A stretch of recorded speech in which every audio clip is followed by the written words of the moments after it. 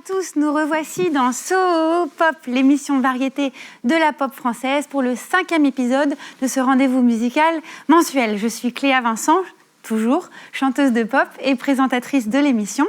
Nous sommes entre les murs du Carreau du Temple, un lieu qu'on adore qui nous accueille chaleureusement. Et puis sur le plateau, il y a le meilleur public du monde, c'est le public de So Pop. Est-ce que vous êtes là, le public de So Pop ?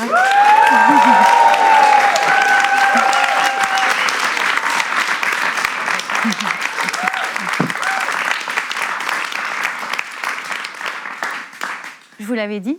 Et puis, il y a les fidèles au poste, mes amis, les Blue Jean Boys. C'est le backing band de l'émission. À la batterie, il y a Raphaël Léger. Au clavier, il y a Cyrus Ordé. Et puis à la basse, il y a Baptiste Dosda. On les applaudit très fort.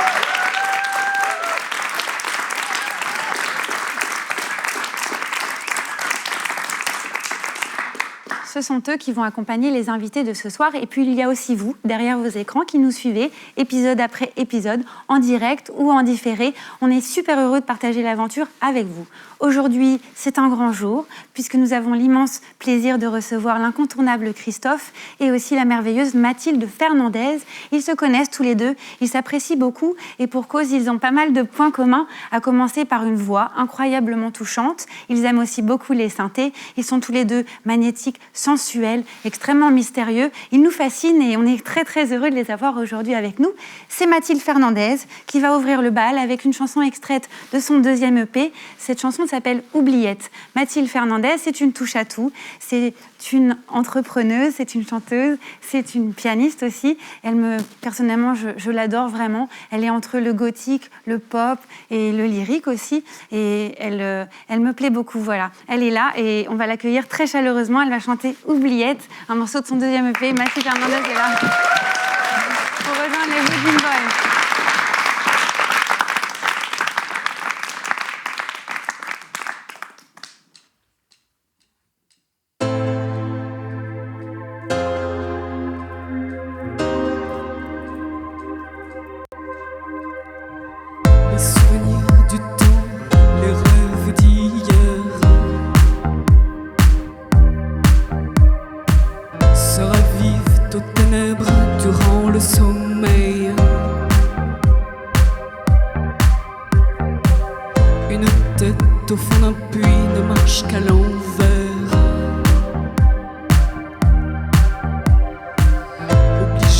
À la nuit des rayons du soleil.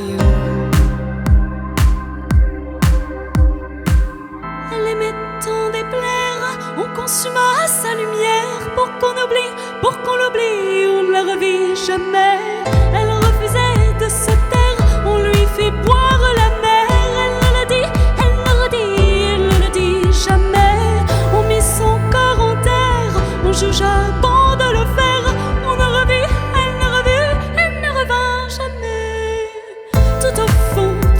tout au fond de l'oubliette, je me suis enfuie tout au fond de l'oubliette. Enfuie tout au fond de l'oubliette. Inertie salutaire, prison de paupières.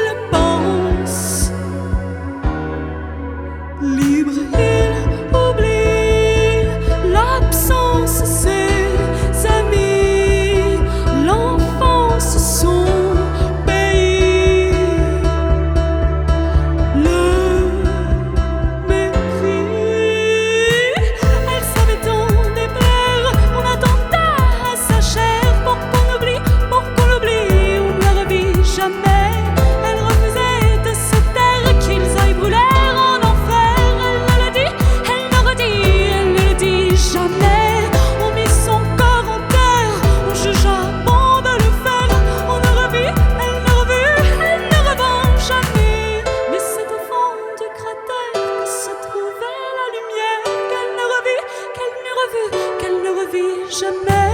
Tout au fond, tout au fond, tout au fond de l'oubliette, je me suis enfuie. Tout au fond, tout au fond, tout au fond de l'oubliette. Enfuie, tout au fond, tout au fond, tout au fond de l'oubliette.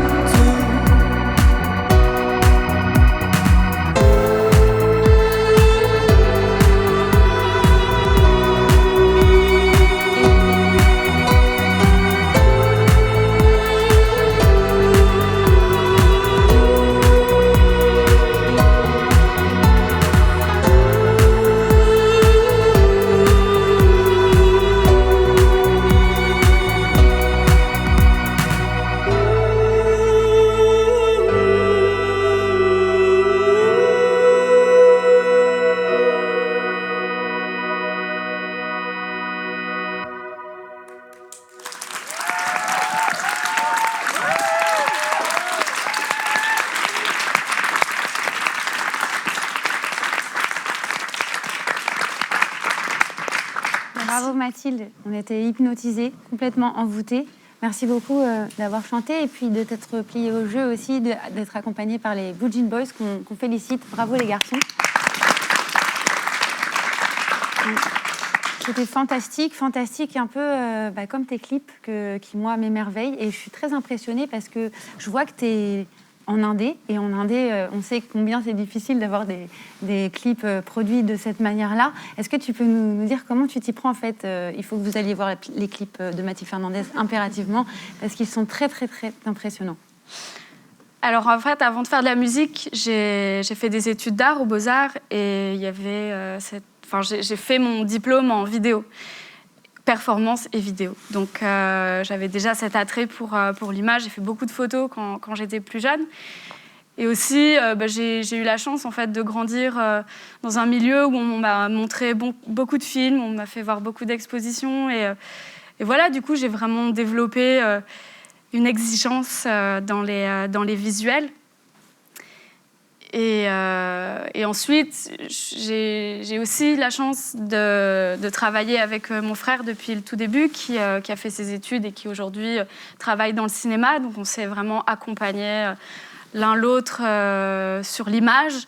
Après, au niveau de la réalisation, chaque projet est différent. Je travaille avec des réalisateurs différents. Je travaille également en direction artistique avec une collaboratrice qui s'appelle Cécile Di Giovanni, qui travaille aussi dans l'art visuel, dans la mode, etc. Et voilà, donc tout ça est un travail de collaboration parce que je suis toute seule en scène, mais c'est aussi une équipe derrière. Voilà. Écoute, merci beaucoup de nous offrir des objets d'art comme ça, gratuits sur YouTube.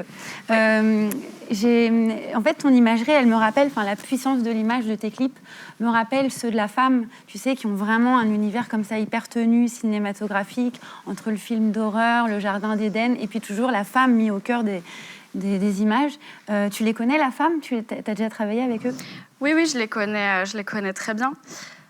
J'ai déjà collaboré avec eux, alors on n'entend pas trop, mais sur un des singles du dernier album, Où va le monde, je suis dans les chœurs, par exemple. Et je pense qu'il y aura sûrement des choses aussi dans le prochain album. Je ne sais pas encore ce qu'ils vont sélectionner, mais c'est des gens de ma génération avec qui je partage. Ils sont beaucoup, donc... Chacun ses goûts, etc. Mais je partage effectivement des choses dans les références et dans l'exigence aussi de la manière dont on conçoit une image et une esthétique autour d'un projet musical. Ouais, et la maturité aussi. Vous êtes une génération hyper impressionnante parce que vous arrivez avec des choses très, très abouties. Et nous, les enfants de 1985, on a vraiment l'impression d'être un peu débilos à côté de vous.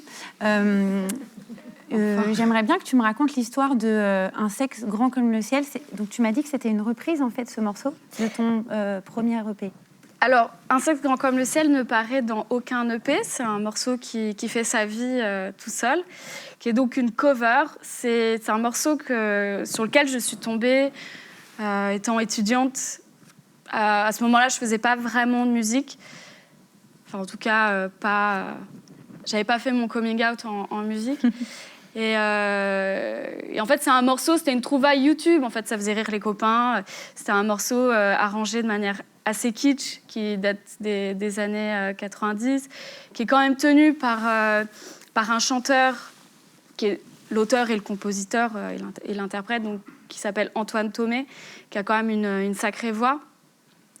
Et voilà, et en fait, ce morceau m'a suivi de par son étrangeté et ses paroles. Moi, c'est un morceau qui m'émeut beaucoup et que j'ai repris juste au piano, très simplement. Et quand j'ai décidé d'en faire un clip, j'ai contacté Antoine Thomé, qui s'est trouvé être très motivé par l'idée de collaborer sur le clip. Donc, en fait, c'est très différent de l'imagerie qu'il a utilisée, lui, pour l'illustration de ce morceau. C'est très sombre. Lui joue le personnage principal qui est emprunt à des visions.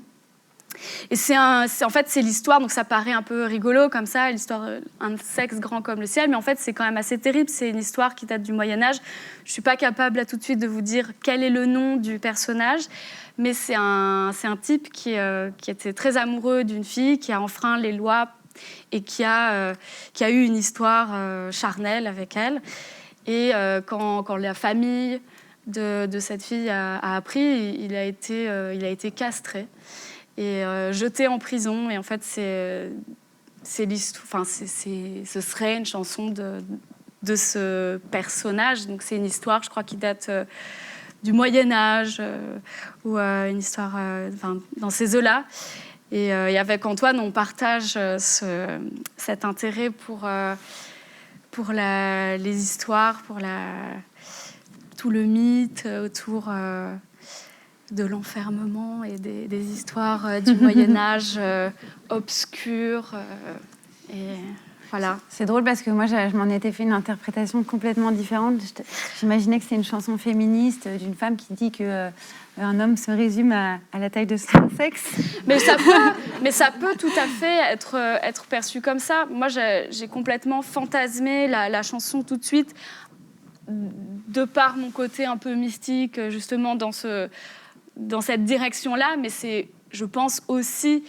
Enfin, on fait jamais, en tant qu'auteur, on fait jamais un truc que dans une direction. On est obligé d'être conscient du sous-texte ou des sous-idées, etc. Et Antoine est, je pense, totalement conscient de toutes les manières dont on peut lire ou entendre ce texte.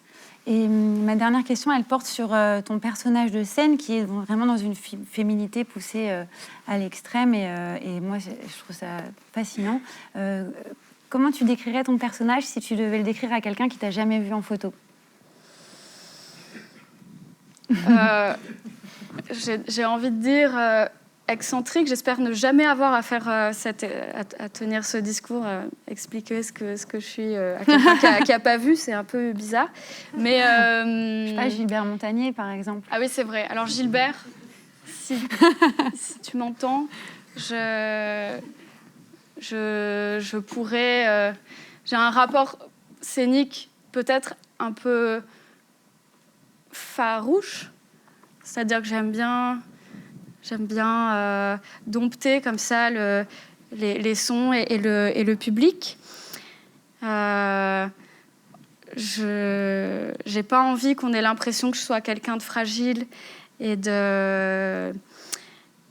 en même temps, j'ai pas envie qu'on ait l'impression qu'on puisse...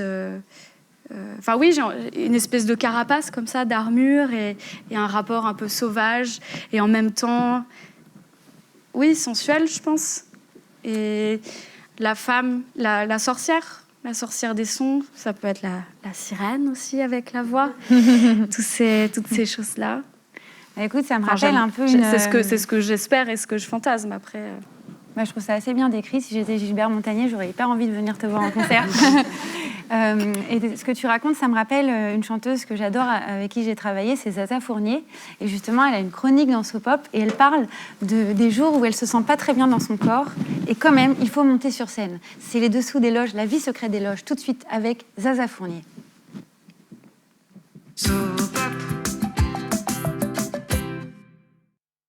Un truc que tu pouvais pas prévoir quand tu disais c'est vraiment ça que je voudrais faire, c'est que le soir, quel que soit l'état dans lequel tu te trouves, faut y aller.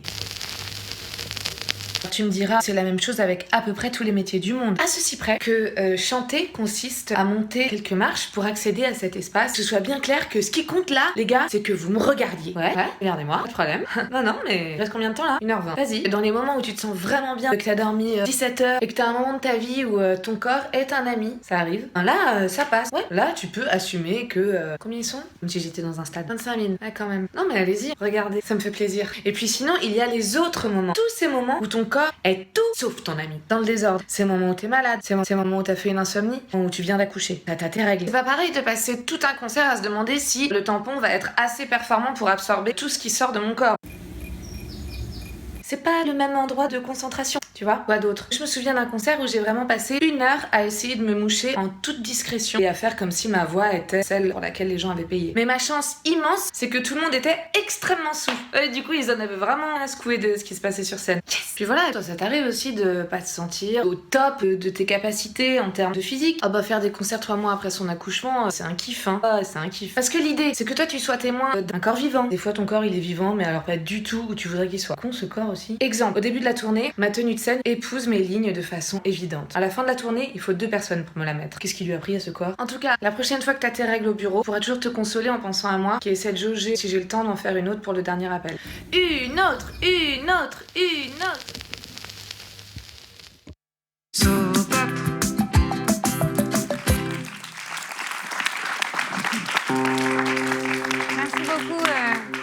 Merci beaucoup, Zaza Fournier.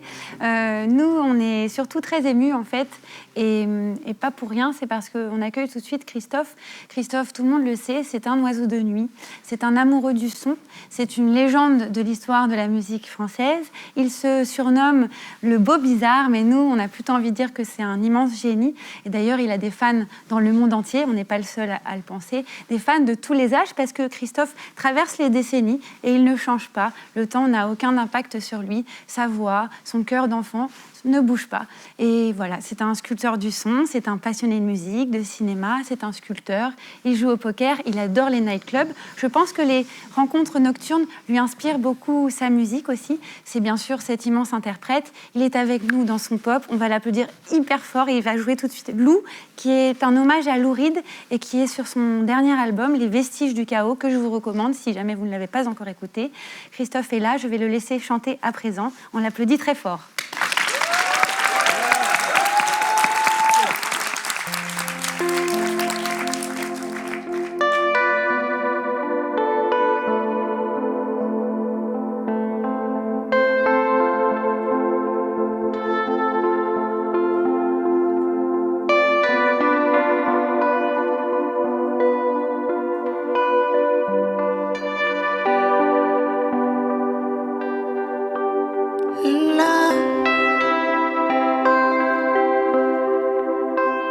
Regardez le vent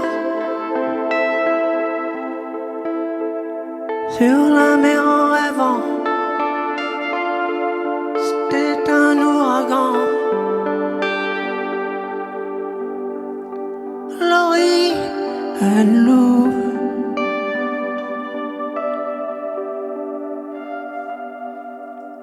Sourire de Laurie,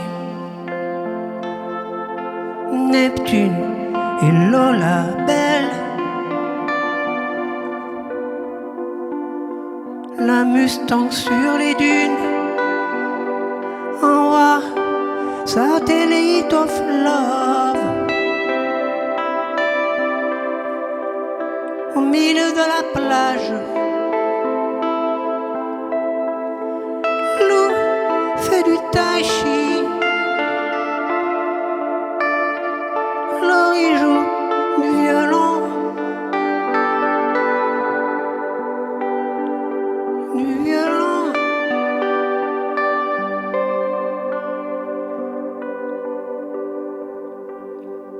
Le vent, la musique, la guitare amnésique, ciel comme un piano long.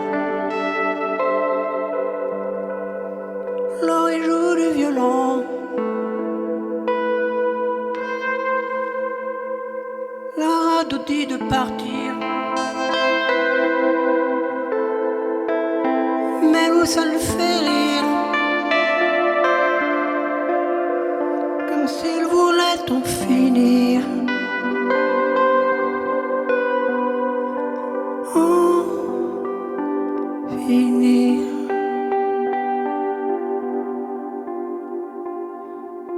L'eau finit son cathare.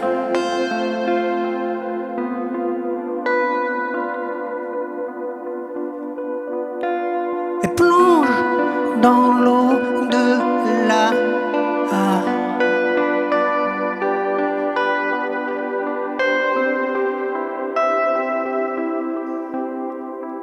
oh, oh, oh, oh.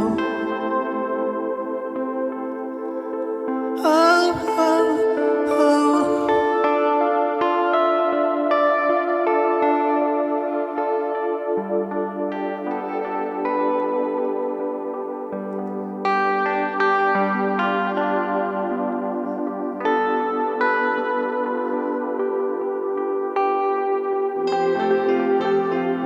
Playing for real people, a live audience.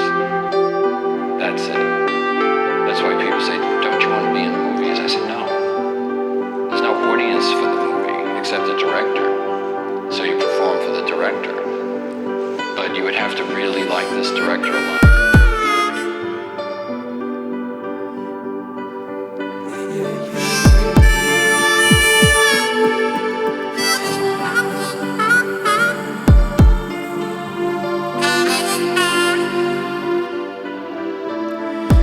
Caroline saying na na.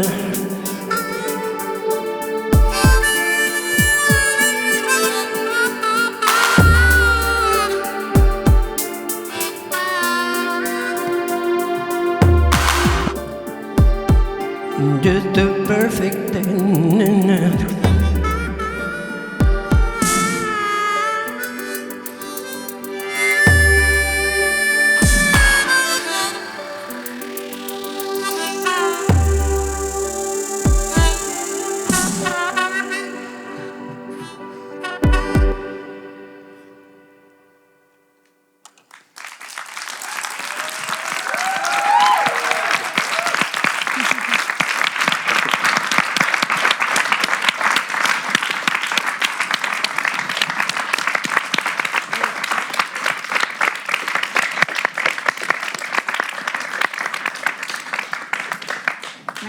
Merci tellement, Christophe, d'avoir accepté l'invitation.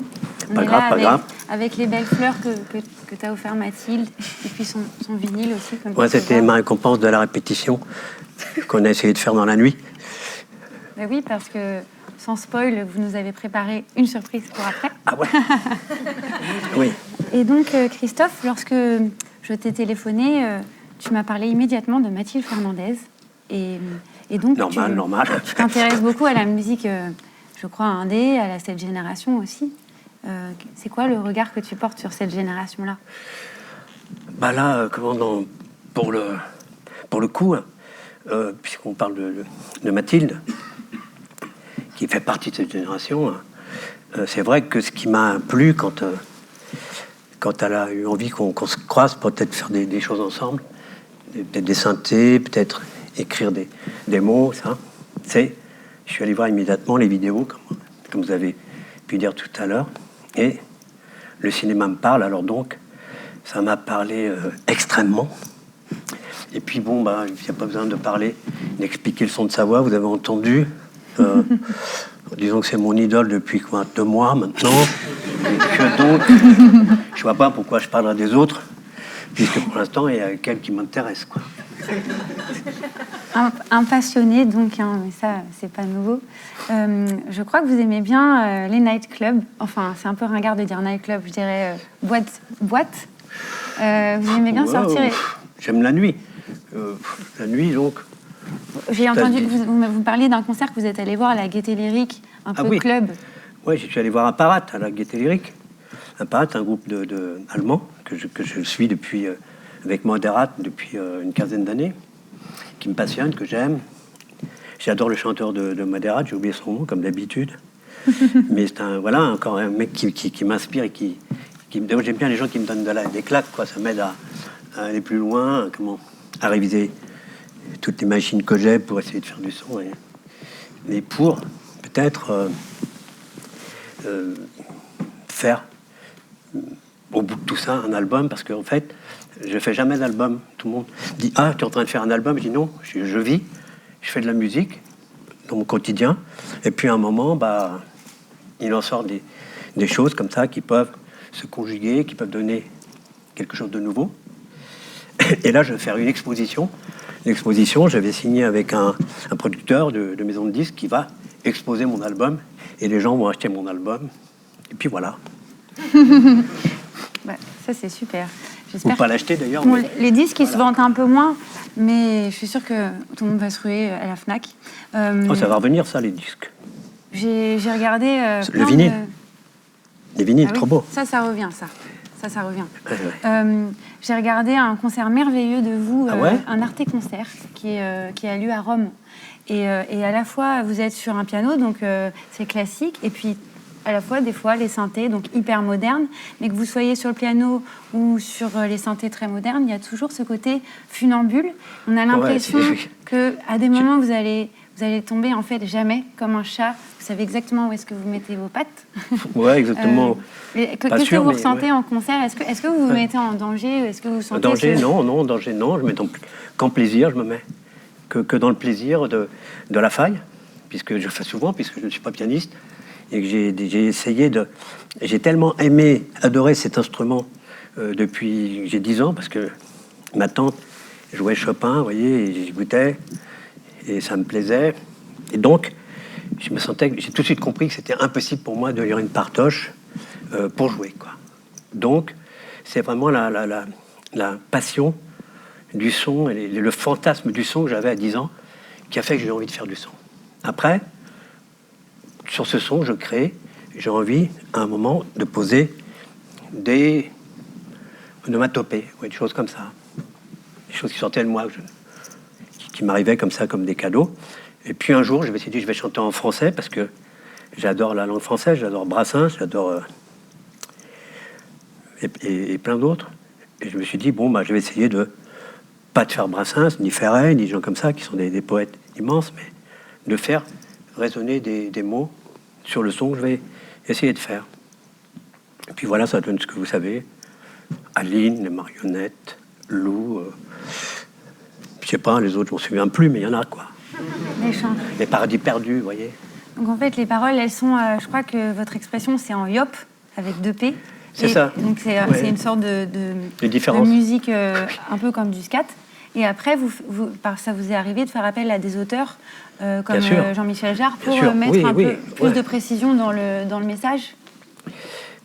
Ouais, c'est pas tout à fait ça, mais là, il faudrait 2 heures pour raconter ça. En fait, c'est juste une question de différence et d'arriver à un moment... c'est-à-dire, quand je démarre toujours par la musique chez moi, quand je travaille, et tout à coup, quand j'ai un gimmick qui a la résonance en plus d'une mélodie, ce qu'on appelle mélodie, ça reste encore aujourd'hui, mais c'est plus difficile à aborder, mais ça reste encore, c'est-à-dire c'est une forme de couplet avec quelque chose qui peut se développer comme un refrain, quelque chose comme ça. Moi, je suis plutôt, c'est vrai, quelqu'un qui est mélodiste avant tout, hein, mais en passant par ma passion extrême, qui est de créer du son, quoi. Je sais pas où j'allais là, j'étais pas dire dans un truc. Non, si, on sait bien. Et après, oui, c'est ça. Après, je mets les mots. Alors souvent, puisqu'on parlait de yop, avant, je faisais du yop beaucoup anglais. Je me suis rendu compte que maintenant, je fais du yop français. C'est-à-dire que pour ceux qui connaissent certaines chansons de mes albums qui ont l'air d'un texte dadaïste, c'est en fait un yop que j'ai pas voulu retoucher parce que il sonnait. Voilà. Je sais pas, il y en a eu plusieurs comme ça. Même dans le dernier, dans Vestiges du chaos, je sais plus lequel c'est. Bon. Et dans le prochain, disons le prochain, ce qui sort en ce moment, j'ai effectivement il y a un mois, fait un yop français qui restera. Et voilà. Et puis, comme je reviens toujours dans la matière sonore, c'est pour ça que j'ai demandé à Mathilde. On s'est dit, peut-être que, comme j'aime ce qu'elle dit, c'est son univers qui, par la vidéo, tout ça, donne du son, des images, et que c'est une femme. J'ai dit peut-être, si elle a envie, on se connaît depuis 2 mois comme maintenant. Hein. C'est à peine vu, quoi. Une éternité. Je vous ai entendu dire dans une interview qu'à un moment de votre vie, vous vous êtes senti un peu coupé dans votre évolution. Je crois que c'est au début de votre carrière. En fait, Au début, tout au début, oui. Qui s'est passé? Parce que quand j'ai commencé, à 15 ans, mon premier disque qui s'appelait Reviens Sophie, juste avant Aline, je faisais du blues. Et en fait, je me suis retrouvé à la Comédie des Champs-Élysées en train d'enregistrer avec 4 musiciens. Et Sophie, c'était un blues. Mais les 4 musiciens que j'avais autour de moi n'avaient jamais entendu Johnny Hooker, Big Bill Bronzy, tous ces gens-là. Et donc, ça ne ressemblait pas du tout à ce que je voulais. Donc, j'ai fait une pause de 3 ans avant de faire Aline. Aline, ça a été une vraie découverte parce que techniquement, le mec qui m'a plu dans toute cette histoire de commencement et d'apprentissage, c'était l'ingé son, quoi. Il s'appelait Roger Roche et c'était un mec terrible.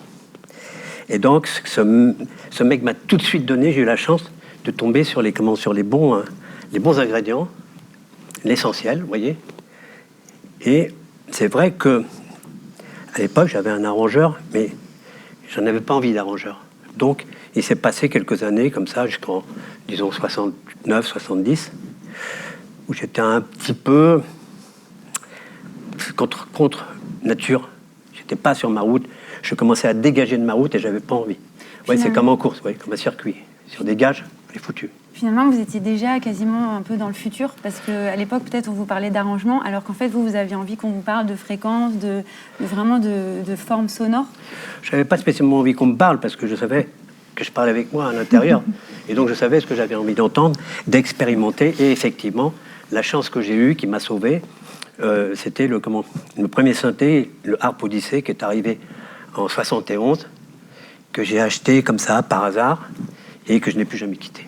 Et qui suit tout ce qui est après analogique, digital, tout ce qu'on veut, tout ce qu'on a partout, tout ce que tous les gens qui font du son connaissent aujourd'hui, puisque voilà, c'est qu'une histoire de son en fait. Oui, c'est ça, il y a la chanson d'une part et puis la sculpture de l'autre, qui est vraiment la sculpture du son dans votre œuvre, je trouve.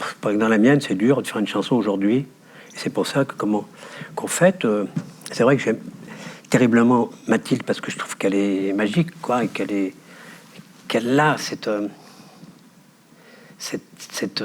en elle, cette façon d'aller dans des sons comme ça, très, je sais pas où elle va les chercher, puis tout à coup elle part dans une justesse comme ça qui vous fait simplement la chair de poule, quoi, un truc de dingue, et que je me dis que si c'est un début, que c'est pas prêt de s'arrêter, quoi. Donc moi je vais me calmer, quand elle chantera, qu'elle va être très connue, moi je vais me tirer parce que j'aurai plus ma place quand c'est fini. Oui, c'est sûr que Mathilde Fernandez, on n'a pas fini d'entendre parler de toi, ça c'est une évidence. Et est-ce que, pour finir, vous pourriez nous parler un peu plus de cet album qui va sortir, qui est un album de duo avec pas mal de personnalités. Il y a des rappeurs, il y a toutes sortes d'interprètes. Il y a des punks, il y a tout ça. Album de duo, c'est cet album, en fait, puisque moi je suis contre les duos, j'aime pas les duos normalement. Et donc j'ai eu beaucoup de mal à dire oui, puisqu'en 2014 ou en 2013, j'avais refusé à Pascal Nègre de faire un album de duo, et c'est pour ça que j'ai été viré de chez Universal. Bon, il se trouve qu'après, il y a que les cons qui ne changent pas d'avis, et on m'a proposé un très beau contrat où il fallait absolument un disque où je commençais à pianoter, que je n'ai jamais écouté, parce que c'était mes débuts. Ensuite, il y a eu La Vestue du Chaos, et puis sur le contrat, il y avait cet album de duo que je vais faire. Alors, j'ai plutôt pris comme une expérience. Malheureusement, je ne connaissais pas encore Mathilde. Elle aurait pu me contacter quand même un peu avant. Enfin, voilà. Donc, la connaissant pas, j'avais pris... j'ai chanté avec Camille, qui est quelqu'un que j'ai aimé aussi terriblement quand elle est arrivée. Voilà. Camille. Il y a qui Camille, il y a Juliette Armanet, il y a Jeanne Haddad, Sébastien Tellier, Noski Vati pour Succès Fou, pour un des petits rappeurs que j'adore. Noski, d'ailleurs, a sorti un album, là, je vous le conseille, qui est vraiment trop bien, quoi. Qu'est-ce qu'il y a encore ? Il y a des punks, hein, les groupes punks que j'ai connus dans les années 80. Il y a le Arthur de Feu Chatterton, j'en oublie certainement parce qu'il y en a une vingtaine. Donc il y a un premier qui sort le 17 mai, de 10. Il y a Arnaud, que je ne veux pas oublier parce que c'est quand même une œuvre d'art. Pareil. Arnaud, voilà. Et ça sort, Arnaud, malheureusement non, ça sort en septembre. Voilà. Donc, 17 mai, vous voyez, je me souviens, je me souviens, je le dis. 17 mai, premier tirage. Et 15 septembre, on part ailleurs avec des choses que vous découvrirez. C'est bien de ne pas en parler, on ne va pas tout démystifier. Mais c'est déjà les deux morceaux qui sont sortis. Excusez-moi, ils sont déjà... Non, ici, Il y a l'air conditionné tout à l'heure, il m'a... En tout cas, les 2 morceaux qui sont disponibles sont géniaux, notamment celui avec Sébastien Tellier, il est incroyable. Et quand j'ai vu ça, j'ai cru que j'allais mourir de plaisir. Et Laetitia Casta aussi. Ah, très bien. J'irai écouter celui de Laetitia Casta. C'est dans le deuxième. Il y a une femme qui émoustille particulièrement les chroniqueurs de Sopop, nos amis de la vague parallèle, c'est Donna Summer. Et ils vont nous en parler tout de suite dans une chronique. La vague parallèle, c'est à vous dans Sopop. Racontez-nous un peu Donna Summer.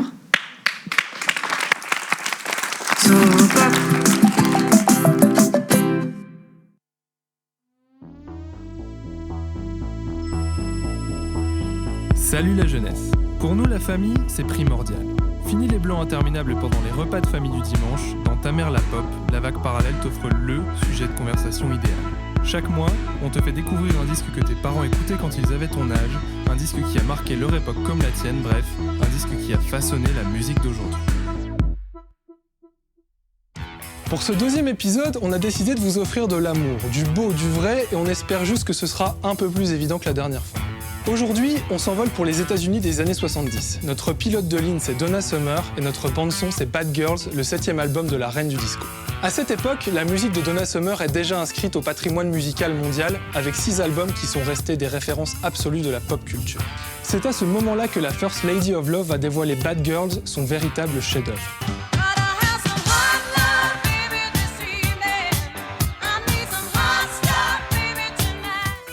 Du mythique Hot Stuff à l'incontournable Walk Away, tu as forcément déjà entendu un des titres qui composent l'un des plus beaux albums de la fin des années 70. Sans jamais s'attacher à un genre, Bad Girls aussi entre la pop, la soul et le disco pour constituer une collection de merveilles qui ont l'amour et le groove chevillés au corps.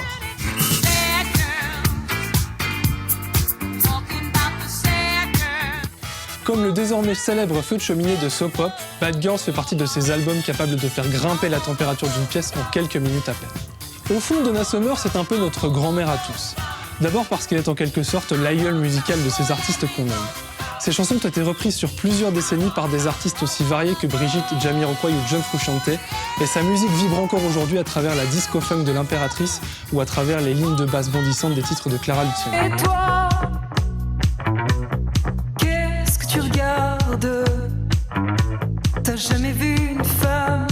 Si on te dit ça, c'est aussi parce que si tu es né entre les années 80 et 90, il y a de fortes chances que tu aies été conçu sur du Donna Summer ou sur du Christophe, mais à ce moment-là, on n'est pas certain d'avoir envie de parler de ça devant lui. T'entends pas qu'on n'en parle pas?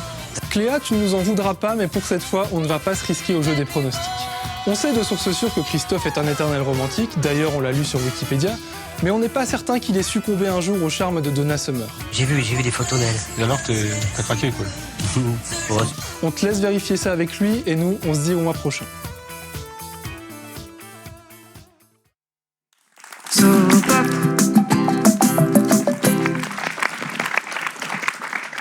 Merci beaucoup, la vague parallèle. Oui, Donna Summer est très sulfureuse.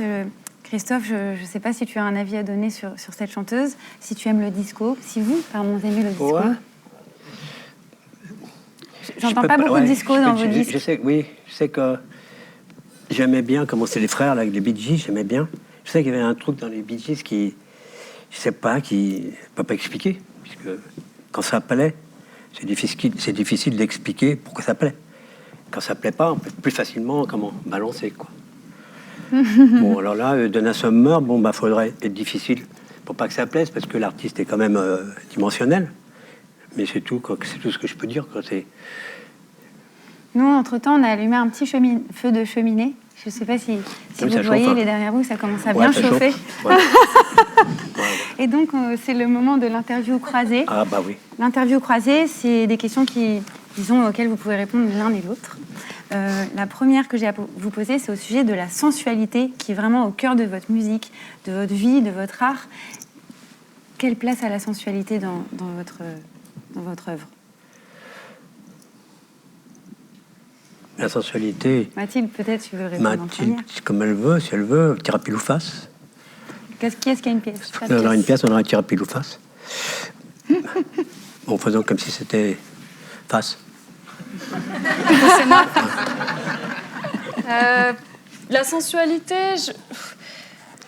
je prendrais le truc comme ça en disant que la manière dont je travaille, je rebondis un peu avec ce que je disais tout à l'heure, c'est j'essaie de faire le tour de quelque chose, d'une esthétique, d'un univers, et donc ça passe par l'image, la photo, le film. Ça passe par la représentation. J'ai un travail de performance aussi. Je vais directement en face du public. C'est aussi présent quand je fais des concerts, mais j'ai un travail d'écriture et de représentation, performance. Ça ressemble peut-être un peu au théâtre, quelque chose comme ça. Ça passe par le son, évidemment, par la musique, par le design sonore, par la composition, par l'écriture, pour trouver les bons mots. Voilà, j'ai pas encore fait de parfum, mais je trouve que j'aimerais bien travailler avec ça un jour. Voilà, donc je pense que, en tout cas, moi, en tant que personne, quand je suis touchée par quelque chose, par un travail, il faut que je sois pas seulement touchée, il faut que je sois traversée. Donc ça passe effectivement par les 5 sens. Et plus de sens sont investis, on va dire, plus ça marche. Et c'est l'art total. Et oui, voilà, je pense que je pourrais répondre à cette question de cette manière. J'aimerais beaucoup mettre du parfum à Mathilde Fernandez avant de monter sur scène. Je crois que ça me donnerait vachement de courage. Christophe, vous achèteriez du parfum Mathilde Fernandez? Ah ouais, je pense que ça me plairait, ouais.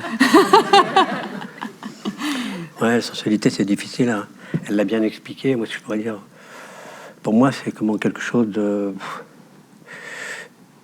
qui inspire venant de l'inconnu et qui, à un moment, va exister, va être réel. Mais tout ça a des moments qu'on ne gère pas, qui sont... Il y a des poussières de chair, ou d'odeur, ou de ce que vous voulez, quoi. Ou de couleur. C'est vrai que le parfum, c'est important. Moi, je suis à fond dedans en ce moment, puisque j'essaye de créer une bougie, parce que j'adore les bougies. Je me suis dit, tiens, j'aime les bougies. Pourquoi je vais aller acheter des bougies des autres? Alors, je m'en crée une. Donc, je me crée une petite bougie, voilà. Oh là là, une bougie Christophe et un parfum Mathilde Fernandez, les cadeaux de Noël. Là, je ne pourrais pas la préparer en ce moment parce que j'ai quand même des bouchées. Mais je suis un peu un nez parce qu'il a fallu que je travaille en tant que tel, mais avec un professionnel de grâce. Et ça a été, voilà, ce qui est bien, c'est de découvrir des choses qui peuvent inspirer après pour la musique et pour les choses, pour les textes, pour tout ce qu'on veut, quoi. Ça, c'est quelque chose qui m'émerveille chez vous, Christophe, c'est ce côté jeunesse éternelle, quoi. Il y a toujours la curiosité, l'ouverture d'esprit. C'est un modèle. Ouais, moi aussi, ouais.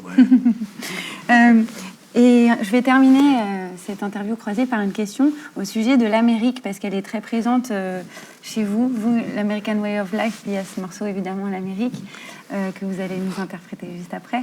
Mais l'Amérique dans tout ça, qu'est-ce qui vous a tellement touché dans l'American Way of Life? Alors moi, je vais parler vite fait avant, parce que c'est un peu le passé. Donc le présent, il est là. Donc moi, je suis un peu le passé, quoi. Donc c'est l'Amérique, pour moi, c'est l'Amérique à Paris, en banlieue. C'est-à-dire, c'est les radios américaines que je vais acheter sans aller là-bas. C'est les voitures américaines que je vais trouver en Belgique sans aller là-bas. Et donc, c'est de créer, vous voyez, un petit, je sais pas, route 66 à Paris, chez moi où j'habite. Et donc, il y a le seul moment où je suis vraiment là-bas, c'est dans un film. Quand je regarde des films en noir et blanc, de qui on veut, d'Aldrich, de Billy Wilder, de tout ce qu'on veut. Voilà. Donc le cinéma, tout ça. Et je me dis, bon, bah, comme je connais, un jour, il faudra peut-être que j'aille sur la route 66. Quand je me dis ça, malheureusement, mon permis est sucré. Donc je me dis, ça vaut pas le coup, parce que ce que je voulais faire, c'était faire 4 mois là-bas, mais en voiture. Bon, c'est foutu. Donc l'Amérique, pour moi, c'est New York, Chicago et le Mississippi. Mais je ne suis jamais allé en vrai à Los Angeles, sur la route 66.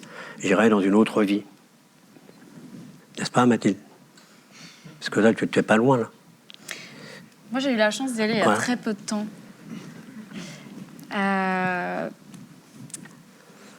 Mon premier EP s'appelle Live à Las Vegas, et c'est l'histoire d'une personne. On sait pas trop, j'ai pas envie de donner trop de détails dans les textes en général. Donc ça fait appel à à la mémoire collective, à ce qu'on a envie. Tu parlais d'interprétation tout à l'heure. J'aime que les gens choisissent. Donc ça peut être une petite fille, ça peut être une adolescente, une femme, jeune ou moins jeune, qui rêve de ce fameux American Dream et qui échoue en vérité. Donc il y a ce morceau d'ouverture, Amérique. Puis, après, ça peut être drôle, moins drôle, grinçant. Et donc, c'est très haut en couleur, comme ça. Et puis, c'est ce rêve qui n'aboutit pas. Et quand j'ai écrit ces morceaux, quand j'ai sorti le disque, et jusqu'à il y a très, très peu de temps, je n'étais pas allée aux États-Unis. Pendant un moment, je m'amusais à dire que les États-Unis, l'Amérique, ça faisait partie de la théorie du complot, que ça n'existait pas, que c'était une maquette, qu'à chaque fois, on filmait toujours la même maquette, qu'à un moment donné, pour faire vivre, ils avaient fait tomber les tours, pour que ça fasse un petit peu un truc, que tous les films, Bruce Willis, etc., c'était pas vrai.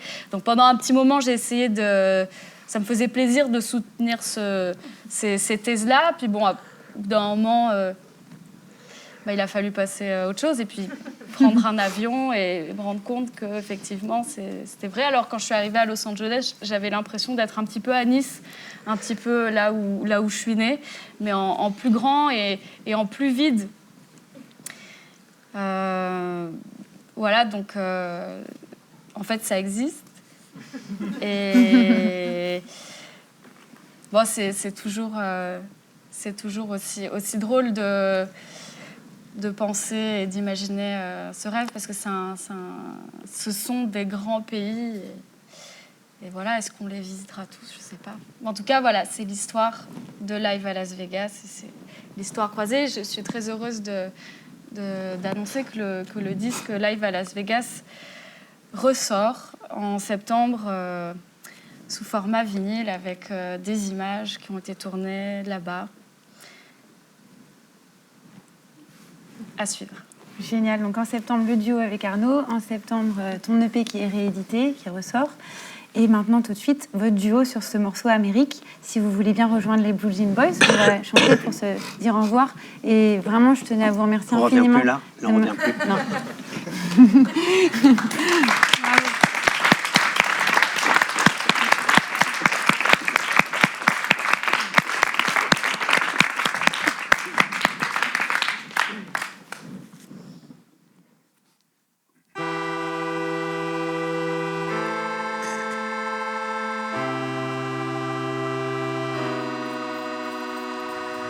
Amérique, Amérique, je n'irai pas là-bas.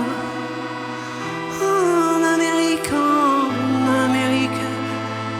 ils iront tous sans moi.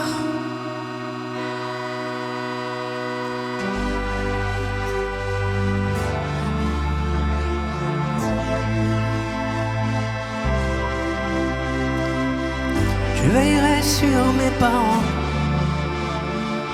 J'aurai peut-être des enfants.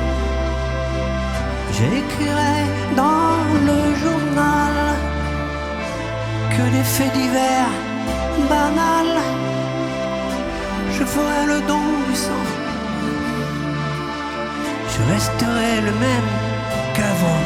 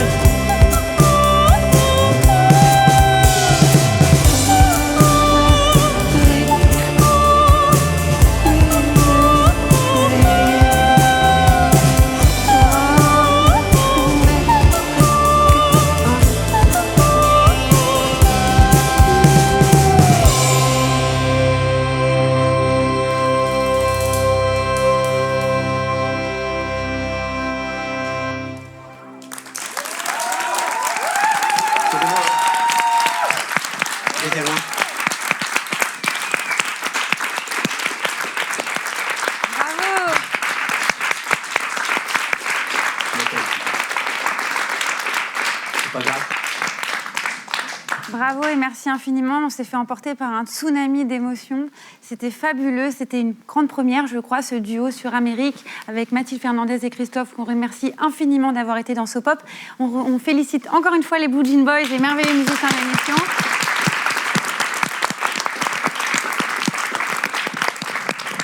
C'était superbe, je suis triste, ça y est, c'est la fin de l'émission. Heureusement, on se retrouve le 25 mai pour la prochaine. Je remercie évidemment Capta Live, je remercie toute l'équipe de Sopop, aussi Music Work, et puis le Carreau du Temple, et puis évidemment ce public magnifique qui était avec nous ce soir. Merci beaucoup.